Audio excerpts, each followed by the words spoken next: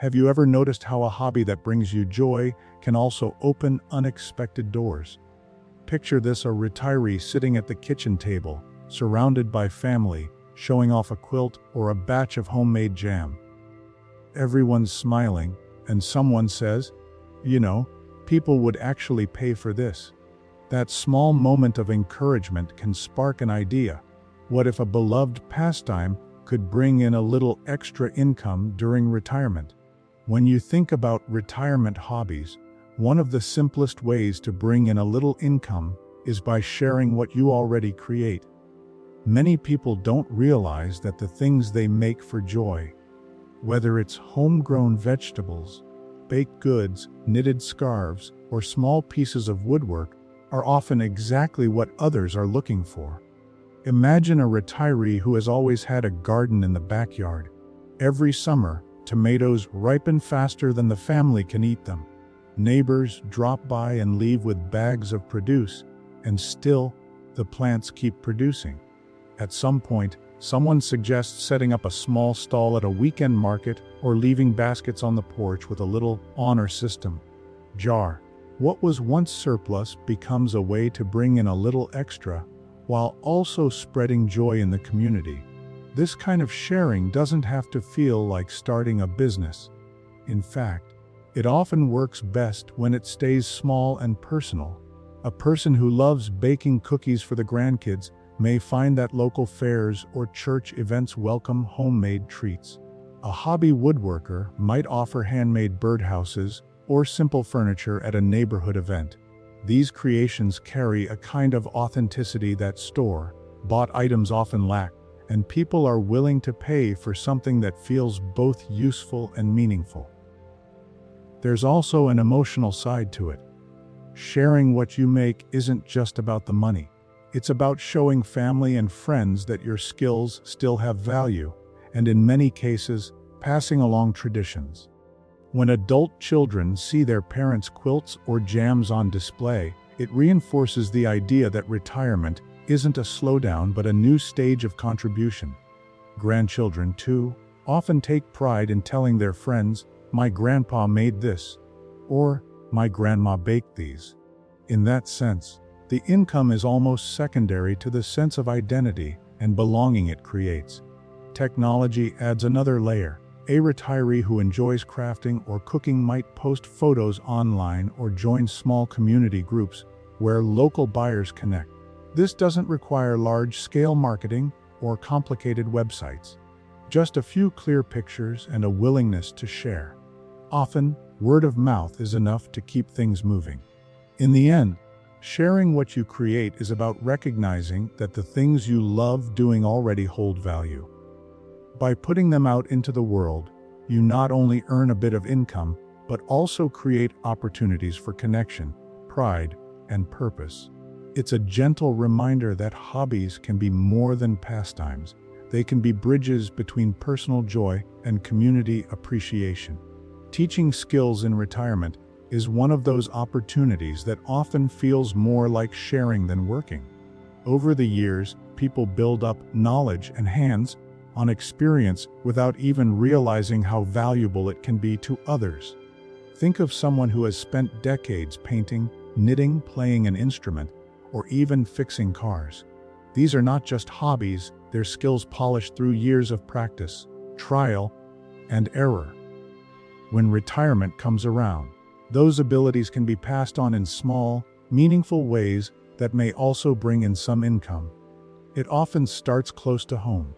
An adult child might say, "Dad, you should show the grandkids how you play that guitar," or "Mom, you should teach us how you make that bread."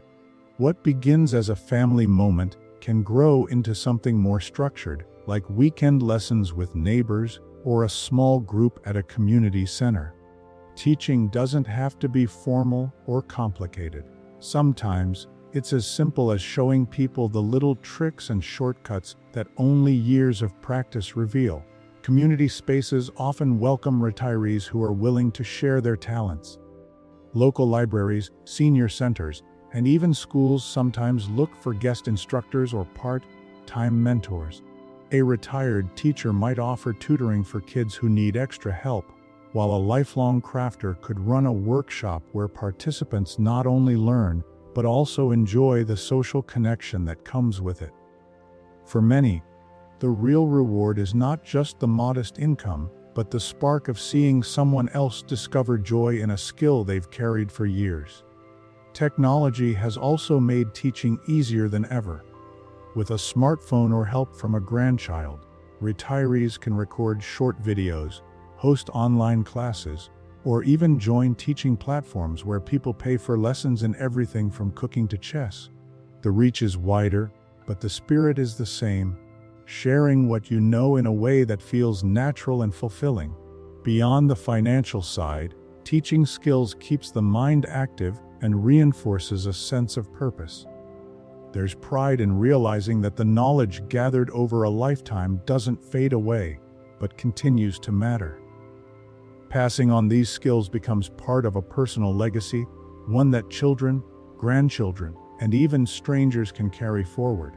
In this way, teaching in retirement is more than income, it's an invitation to stay connected, relevant, and appreciated while enriching the lives of others. Storytelling is one of the most powerful yet overlooked ways retirees can turn their life experiences into something both meaningful and potentially income-generating. Every person carries a library of stories about family traditions, travels, challenges overcome, or even simple daily moments that reflect a different era.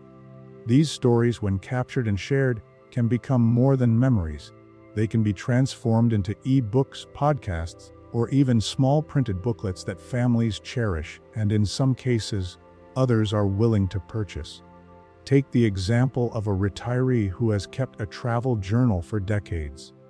Those handwritten notes about places visited, meals enjoyed, and people met along the way may seem personal at first, but with a little polishing, they could become a guidebook or memoir.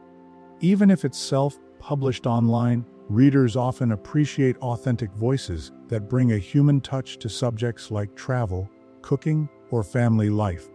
Income may come in small amounts, but the real reward is knowing that those stories live on in a wider world. Family recipes are another form of storytelling. Each dish usually comes with its own tale: who first made it, when it was served, and why it holds meaning. Compiling these into a cookbook isn't just about food. It's about legacy.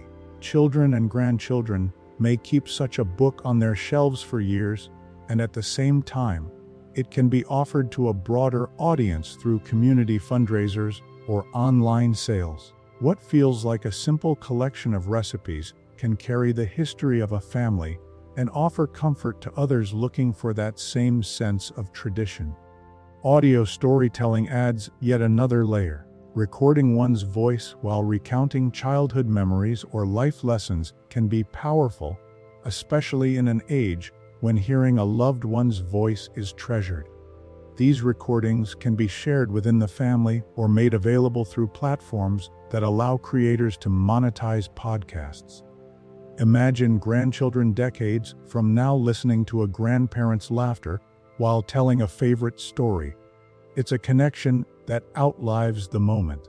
What makes storytelling so valuable is that it combines two things retirees often care deeply about: leaving something behind for the next generation and staying engaged in the present. By writing, recording, or publishing their stories, retirees give their wisdom and personality a permanent place in the family's history, while also exploring modest ways to earn. In this way, storytelling isn't only about income.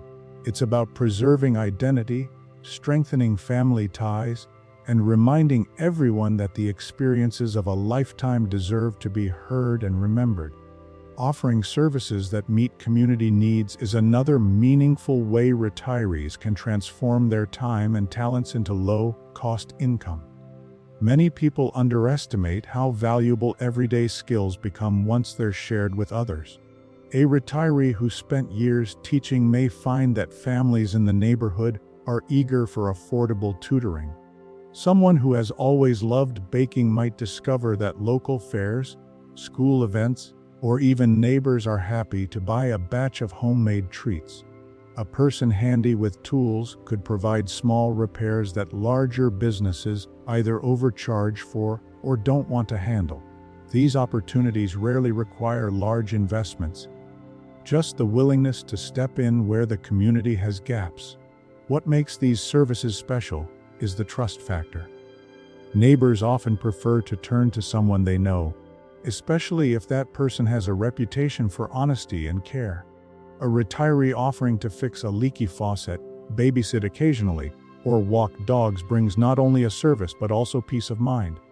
For seniors, this kind of work tends to feel less like a job and more like helping out while staying engaged and useful. The extra income is helpful, but it's often the appreciation and recognition from the community that make it truly rewarding. There's also a strong social element to these services.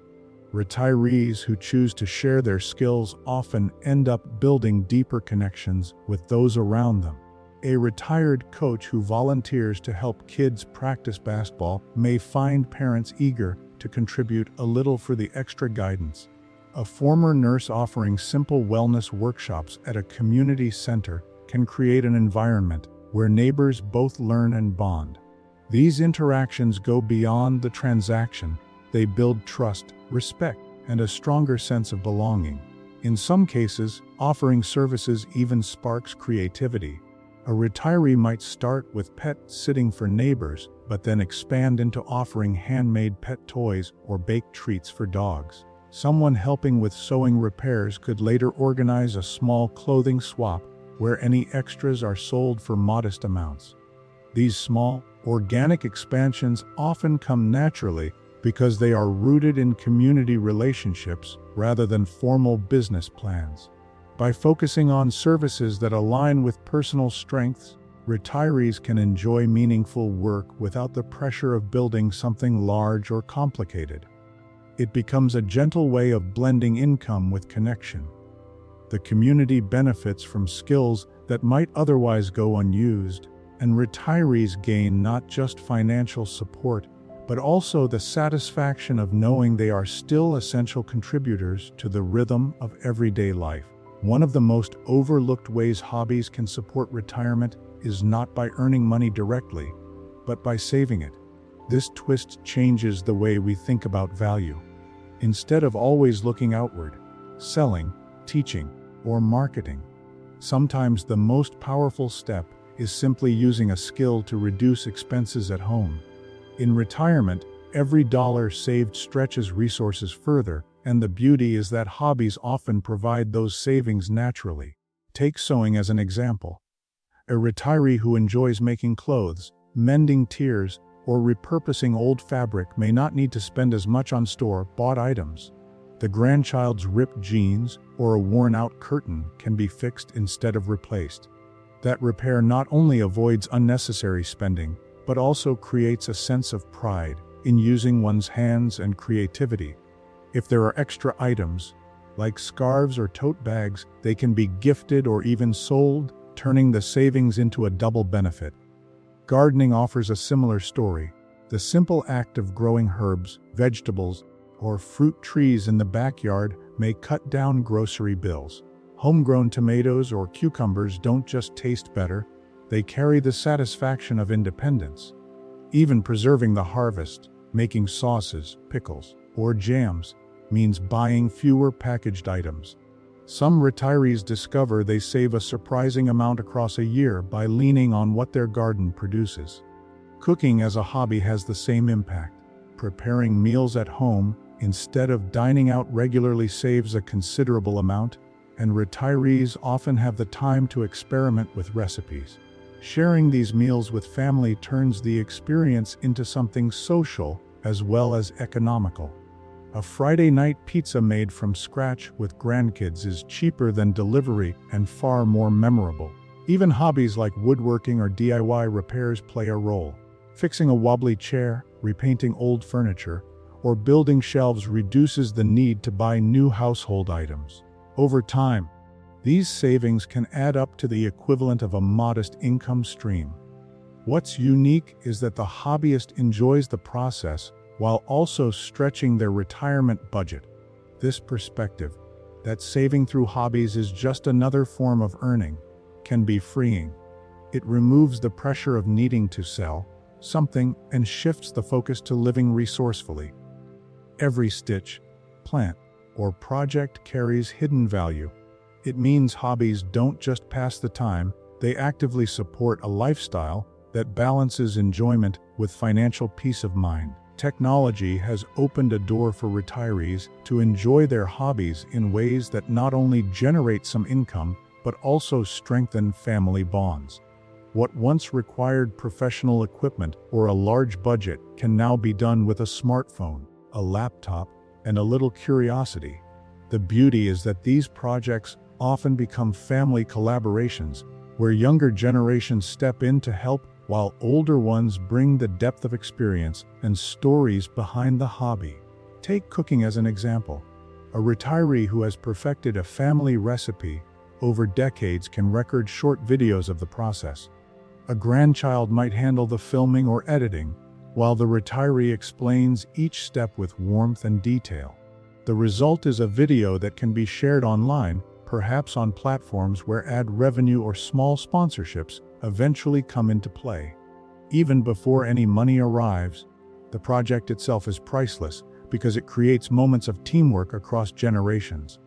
Art and crafts can take a similar path. Posting photos of handmade quilts, woodworking projects, or painted canvases on social platforms can reach a wider audience than local fairs alone. Some retirees discover that sharing the story behind the craft, the memory that inspired a painting, or the grandchild who helped choose fabric colors, resonates with people more deeply than the object itself. Over time, these stories and images may attract buyers, or they may inspire requests for commissioned work. The online world turns what was once private into something communal. Technology also allows hobbies to double as legacy projects. A retiree might record a podcast sharing childhood memories, life lessons, or even bedtime stories told to grandchildren. These recordings can be shared with family or posted on platforms where others find comfort in authentic voices. A simple microphone and free software can turn spoken words into something lasting, and there's a possibility of earning modest income through ads or listener support. What makes these projects special is not only the potential for income, but the chance to involve family in ways that feel natural. Younger relatives often enjoy handling the technical side, editing, uploading, or promoting, while seniors bring the content, heart, and lived wisdom. Together, they create something that blends tradition with modern tools. Technology may seem intimidating at first, but when it's framed as a family project, it becomes less about screens and more about connection. The income may come slowly or in small amounts, but the process itself is a gift. Stories are preserved, skills are shared, and new memories are made while exploring what's possible in a digital age. So when you think about hobbies in retirement, don't just see them as pastimes. See them as gentle opportunities for extra income, for family connection, for leaving something lasting behind. If you've ever turned a hobby into a little side income, or even just into a family tradition, share your story in the comments. It might inspire someone else to see their own hobbies in a new light. And if this video sparked ideas, don't forget to like, subscribe, and stay tuned for more ways to make retirement both meaningful and sustainable.